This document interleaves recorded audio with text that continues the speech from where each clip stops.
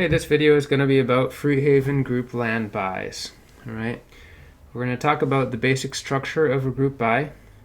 So that means, what do you get when you participate, the legal issues that may arise and how we deal with them, options for residency in Ecuador, and reasons for investment. What can you use the property for? Why might you want to buy it? Okay, there's a couple things I'm not going to talk about that are outside the scope of the video. I'm not going to talk about the specifics of this area, of the area of Ecuador that we're in, like the climate, the terrain, the geography, the insects, the culture, things like that, because I have another video that goes into that in great detail. It's called Southeast Ecuador. You can find it on my channel on YouTube.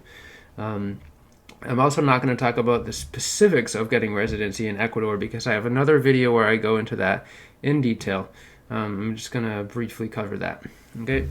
So when you participate in a group land buy in the Fruithaven project, what do you get? Well, let's go down the list because you get a lot of things actually. You get a % share in the property with your name in the title, right? That means on the property title, on the legal property title, your name is listed as one of the co-owners. It is legally yours, and it lists what % you own. For example, if you bought in at 5% share, it's going to say your name is an owner, and then elsewhere it's going to list the % that everyone owns. It's going to say your name 5%. All right. You also get a personal homestead lot. So that means one part of the property is set aside for you. It's delineated with the GPS points, and that gets added into the legal contract. We put a permanent marker on each corner of the property or on each GPS point. So there's no question later on, there's no boundary disputes because your property is clearly marked. And on this personal homestead lot, that's yours. You can do what you want. It's legally tied to your name. You can build a house, you can plant fruit trees, you can do a number of different things. You can rent it out to vacationers, whatever. You also get a participation in the property development fund. So in addition to paying for the money that you pay, for example, to buy a 5% share, includes both things. It includes the money to buy the actual land, and it includes the money to participate in the property development fund. So what do we use this fund for? Well, we publish a budget for every project, for Fruithaven 1, for Fruithaven 2, for Fruithaven 3, for Fruithaven 4, that all the owners agree on, things that we want to fund in the property. So usually this includes a community area, right? So there's one area of the property that's not personal homestead lot. It's an area for the community to use, as we designate that. And it has a community house and maintenance of the community house as well, any renovation that's needed when we buy the property. Electric, whether it's solar panels or hookup to the grid or whatever. Internet's hookup, which of course is pretty important, especially at first to have a central internet access point. That anyone in their personal homestead lots, they don't necessarily have to get internet hooked up there if they don't want to, because they can just come to the community area to use the internet. And of course, things like tools and equipment and materials for building that we're going to need to share. The property development fund can also include trails, trail improvement, access. Obviously, it helps. Some of the properties will be a little bit more remote, or have sections that are a little more remote. So we want to be able to get there in an electric bicycle or an ATV or something like that. So sometimes the budget may include a purchase of one or two of those vehicles. It may include improvements of the trails, making bridges over a couple of the streams. The fund also includes expenses that are important for maintaining and owning the property, and that includes maintaining the property boundaries, right? Putting markers on the GPS points, making sure it's nice and clear. That way you avoid ever having boundary disputes because it's very clear where the boundary of the property is, and also to see if there's any trespassers. Various other expenses like property taxes, basically anything that's necessary. I have another video called the Risks of Owning Property in Ecuador, and it's kind of a scary title, but I basically go over all the important things that you should be doing, and that includes marking the property boundaries. So those things are included in the property development budget. All right,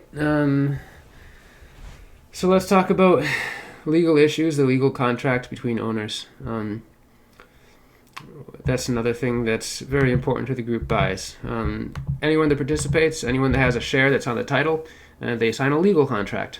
And this includes important things like land use guidelines. What are you allowed to use the land for?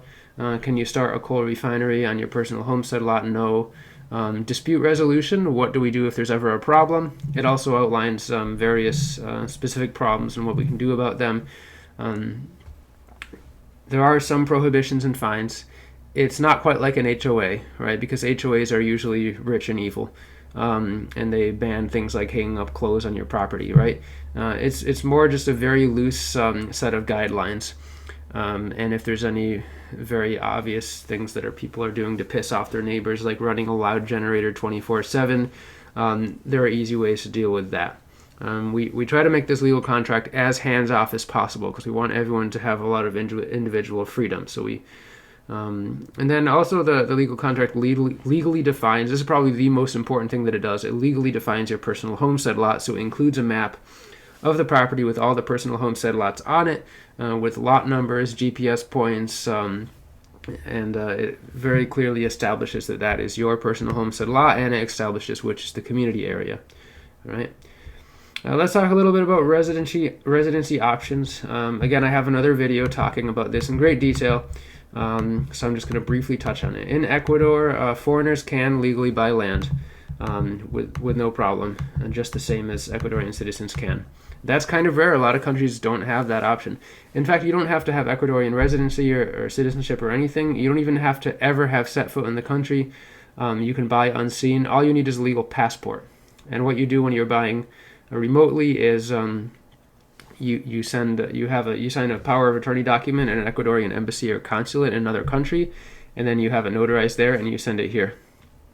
You of course present the copy of your passport with the power of attorney document, and then here we can use that to buy the property in your name. Sometimes what people do is they fly here to check out the property in Fruithaven and see how it is. And then they go back to their countries, and then they decide, and they sign the power of attorney there and send it to us to do the buy.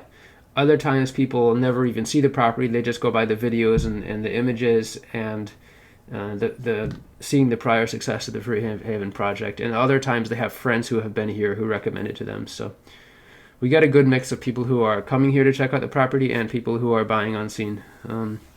You can get residency, Ecuadorian legal permanent residency based on property ownership, but only one per property. And that's important. So we buy one property that's 50 hectares or something, and there's 10 owners. Only one of them can use the property for residency. So that's something that usually the largest investor gets preference, right? If you have a 4-year college degree, that's the easiest way to get residency in Ecuador.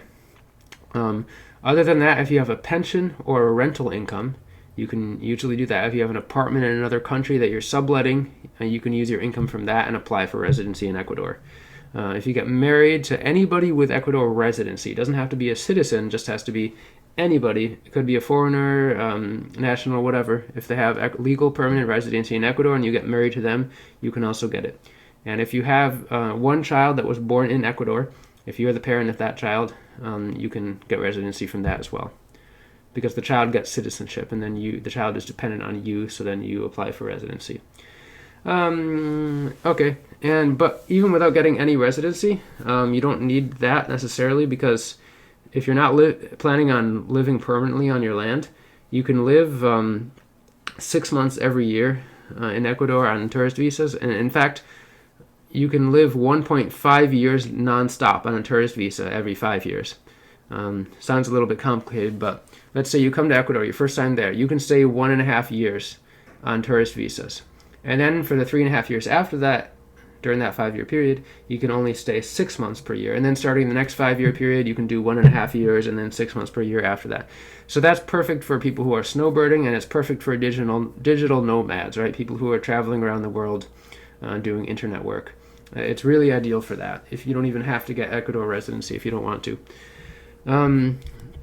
All right, and then the last thing we'll talk about is property use options and reason for investment. Why might you want to do this, right? Well, some people buy this because they want a permanent residence. They actually want to move down to Southeast Ecuador and live on their personal homestead lot, build a house, raise a family, plant some fruit trees, that kind of thing. Other people want it as a retreat or a vacation house, whether it's a vacation house for them or a vacation house that they can rent out to clients. Both are options, and some people might use it to host retreats or to just go there and have their own retreat.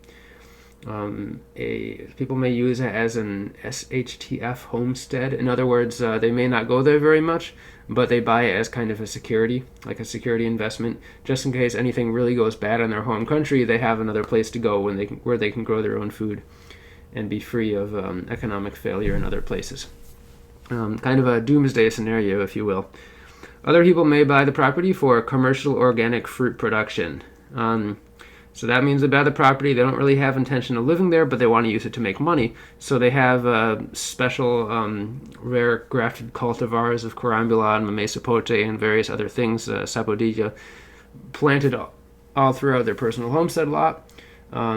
We can manage that. We have workers. We know the permaculture techniques. So if that's something you're interested in, let us know. You can buy a property and then just use it for commercial organic permaculture fruit production and have the fruit sold at market, and then you make the profit from that.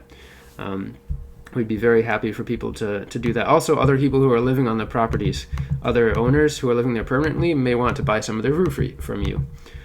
So you already have customers, right? And we have access to markets in Vilcabamba and Cuenca where there are a lot of foreigners who are interested in buying exotic fruits that don't already exist so much in Ecuador.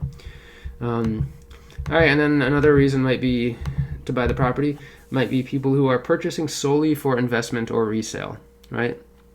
You may think that's bad. You guys probably don't want that. Well, no, it doesn't really matter. We want a lot of people who are buying for a lot of different reasons. That's not in any way a wrong reason to buy. There are a few people participating in the project right now who have purchased pretty much solely for investment and resale, right? They buy it, and then they think, okay, maybe in 3 to 5 years, I'll just sell the property to someone else for a little bit more. There's nothing wrong with that. Some people might want to buy it and build a small house on it and then sell it. There's nothing wrong with that as well. We can easily help you finding a contractor to build the house and things like that. All right, so anything else I should add on the investment resale thing? No. Yeah, and that's also a backup reason for some people. Maybe some people aren't entirely sure that they want to come down here and live. They don't really know what they want to do. So they think, okay, I'm either going to buy it as a permanent residence or to come down there once in a while. But if I don't end up doing that, then I can always resell it at a slight profit. So for a lot of people, that's a good backup option if they're not really sure what they're going to do. I think that about covers it all. So that's most of the important information regarding the structure of Fruit Haven Group land buys. I talked about the basic structure, what do you get, the legal issues, the residency options, your reason for investment. If you have any questions, you can comment below or send an email to fruithaven.ecuador@gmail.com. You can go to the website, fruithavenecovillage.com, or find it on Facebook, Fruit Haven Eco Village. And of course, like the video and subscribe to the channel. Thanks.